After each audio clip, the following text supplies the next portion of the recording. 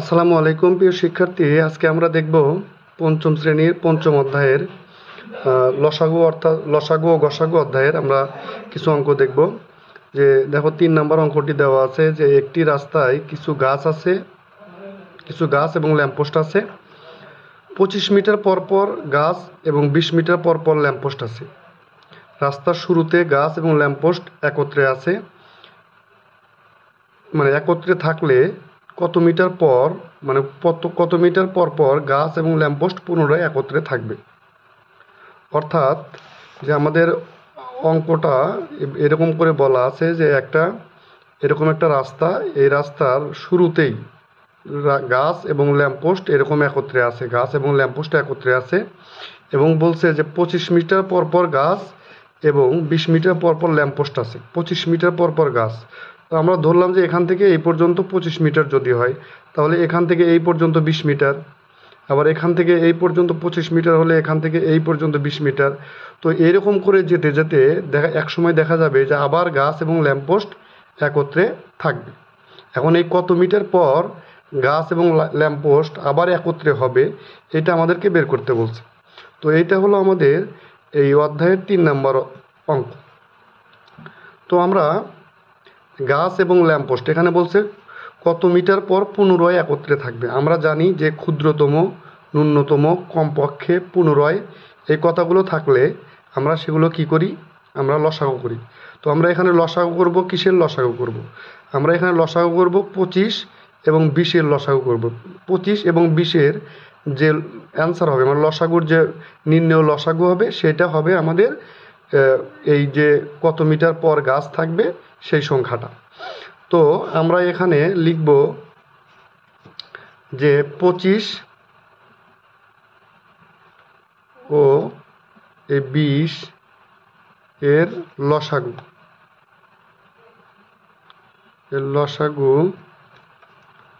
হবে গাছ ও ল্যাম্পপোস্ট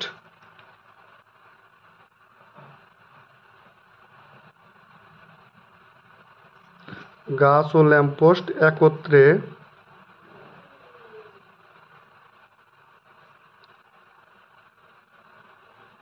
থাকার স্থান। যদি এই কথাটা তোমরা না লিখতে পারো, তাহলে শুধুমাত্র ২৫ ও ২০-এর লসাগু লিখলেই হয়ে যাবে। আচ্ছা, তো আমরা এখানে ২৫ আর ২০ এর লসাগু করার নিয়ম আমরা জানি। লসাগু আমরা এখানে ভাগ দিব কত দিয়ে, দুইটার মধ্যে ভাগ যায় এরকম সংখ্যা দিয়ে। তো আমরা ২ থেকে চেষ্টা করব প্রথমে। ২ দিয়ে তো যাবে না, ২৫-এর মধ্যে যাবে না, ২০-এর মধ্যে যাবে, ৩ দিয়ে কোনোটার মধ্যেই যাবে না। তো আমরা এজন্য কি করব, ৫ দিয়ে দিব। ৫ দিয়ে দিলে এর মধ্যে যাবে হচ্ছে ৫ বার, এর মধ্যে যাবে ৪ বার। এখন আর কোনো সংখ্যা দিয়ে, মানে ৫ এবং ৪-এর মধ্যে যাচ্ছে না, এর অর্থাৎ ৫ এবং ৪-এর কোনো সাধারণ গুণনীয়ক নেই, এক ব্যতীত কোনো সাধারণ গুণনীয়ক নেই। তখন আমরা এখানে কি লিখি, আমরা লিখি নির্ণেয় লসাগু সমান এই যে ৫ গুণ হচ্ছে ৪ গুণ হচ্ছে ৪, সরি এটা একটা ৫ গুণ ৫ গুণ ৪। তখন আমাদের ৪ ৫ ২০ আর ৫ ২০ হচ্ছে ১০০, অর্থাৎ ১০০ মিটার পর। তখন আমরা অতএব দিয়ে বা উত্তর দিয়ে আমরা লিখতে পারি যে অতএব এই ১০০ মিটার পর পর এই গাছ ও ল্যাম্পপোস্ট একত্রে থাকবে। যাই হোক, ১০০ মিটার পর পর গাছ এবং ল্যাম্পপোস্ট একত্রে থাকবে। আচ্ছা, এর আর একটা অঙ্ক, এর পরে যে আর একটা অঙ্ক আছে আমাদের এখানে, সে ৪ নম্বর অঙ্কটা। ৪ নম্বর অঙ্কটাতে আমাদের কি বলছে, ৪ নম্বর অঙ্কতে আমাদের বলছে যে দেখো ৩টি ভিন্ন রঙের ঘন্টা আছে। লাল রঙের ঘন্টা ১৮ মিনিট পর পর, হলুদ রঙের ঘন্টা ১৫ মিনিট পর পর এবং সবুজ রঙের ঘন্টা ১২ মিনিট পর পর বাজে। ঘন্টাগুলো সন্ধ্যা ৬টার সময় একত্রে বাজে, পুনরায় কখন একত্রে বাজবে। তো আমরা এর আগের অঙ্কে যেটা শিখলাম সেটা হলো যে যদি এরকম লেখা থাকে যে ন্যূনতম, কমপক্ষে, পুনরায়, এই ক্ষুদ্রতম, এই কথাগুলো লেখা থাকলে আমরা কি করব?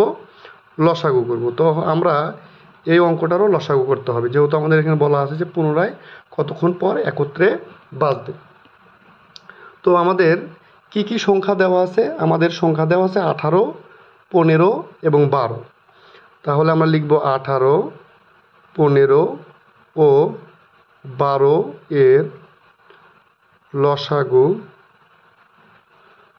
লসাগু হবে পুনরায়। এই পুনরায় এই ঘন্টাগুলো একত্রে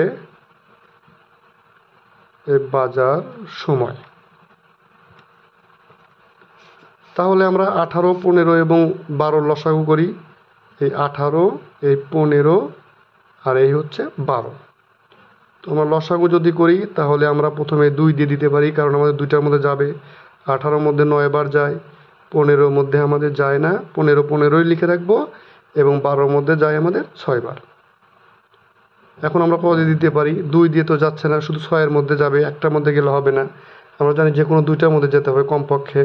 তো আমরা এই জন্য 3 দিয়ে দিব। 3 দিয়ে দিলে এখানে আমাদের যায় 3 বার, এর মধ্যে যায় 5 বার, এর মধ্যে যায় 2 বার। তো আর আমাদের কোনো সংখ্যা দিয়ে যাচ্ছে না। তখন আমরা কি করব? নির্ণেয় লসাগু, আমাদের নির্ণেয় লসাগু সমান আমাদের হচ্ছে 2 গুণ 3 গুণ 3 গুণ 5 গুণ 2। তো আমরা কি করব? এগুলো সবগুলো গুণ করে ফেলব। তাহলে 2 আর 5 গুণ করলে 10, 3 10 30, 3 30 90, আর 90 দুগুণে 180। তোমরা চিন্তা করো যে আমাদের এখানে কিন্তু বলা ছিল যে 18 মিনিট, 12 মিনিট এবং 15 মিনিট পর পর, অর্থাৎ এইগুলো আমাদের দেওয়া ছিল মিনিট। তার মানে এই 180 কি আমাদের মিনিট। তো আমাদের যেহেতু এখানে সন্ধ্যা 6টার পরে কতক্ষণ পরে আবার বাজবে, পুনরায় বাজবে, এটা বলা আছে। তো আমাদের এই মিনিটটাকে কি করতে হবে? ঘন্টায় রূপান্তর করতে হবে। তো আমরা এখানে লিখতে পারি যে আমরা জানি 1 ঘন্টা সমান 60 মিনিট। আমরা জানি 1 ঘন্টা সমান 60 মিনিট। তো আমরা কি করব? তাহলে এই 60 দিয়ে এই 180কে আমরা ভাগ করব। তো আমাদের 60 দিয়ে 180কে ভাগ করলে তোমরা নিশ্চয়ই পারবে 60 180-র মধ্যে 3 বার যাবে, 3 0 0 আর 3 6 18। তার মানে আমাদের 3 ঘন্টা পর ঘন্টাগুলো পুনরায় একসাথে আবার বাজবে। এখন এই যে আমাদের বলা আছে সন্ধ্যা 6টার সময় যদি বাজে, তো আমরা এখানে করে দিই, এখানে সন্ধ্যা 6টার সময় যদি বাজে, তো আমরা এটা কিভাবে করি? যে সন্ধ্যা 6টার সময় যদি বাজে তাহলে পুনরায় কখন আবার একত্রে বাজবে। তো আমরা এখানে এরকম করে লিখতে পারি, বা এই ঘন্টা এখানে লিখতে পারি মিনিট। যেহেতু 6টা দেওয়া আছে, 6টা মিনিট তো নাই, 0 এখানে দেওয়া আছে, আমাদের এখানে হলো 3 মিনিট নাই, 0। তো আমরা এখানে 6 আর 3-এ আমাদের হবে 9, এখানে হবে 0। অতএব আমরা তখন লিখতে পারি যে এই 9টার সময়